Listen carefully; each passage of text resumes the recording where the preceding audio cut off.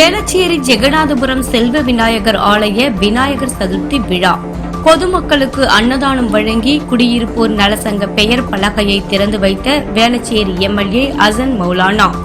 சென்னை வேளச்சேரி ஜெகநாதபுரம் முதல் பிரதான சாலையில் அமைந்துள்ள ஸ்ரீ செல்வ விநாயகர் ஆலயத்தில் விநாயகர் சதுர்த்தி விழாவை முன்னிட்டு சிறப்பு வழிபாடு நடைபெற்று பொதுமக்களுக்கு அன்னதானம் வழங்கி வேளச்சேரி ஜெகநாதபுரம் மற்றும் ராஜலட்சுமி நகர் குடியிருப்போர் நலசங்க பெயர் பலகை திறப்பு விழா நடைபெற்றது.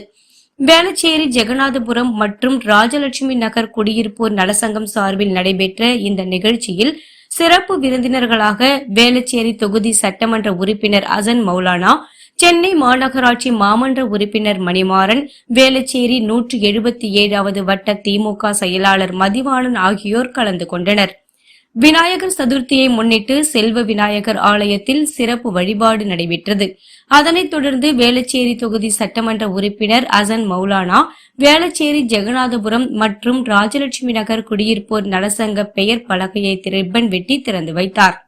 விநாயகர் சதுர்த்தி விழாவை முன்னிட்டு நடைபெற்ற அன்னதானம் வழங்கும் நிகழ்ச்சியில் பொதுமக்களுக்கு வேளச்சேரி தொகுதி சட்டமன்ற உறுப்பினர் அசன் மௌலானா மற்றும் சிறப்பு விருந்தினர்கள் அன்னதானம் வழங்கினர்.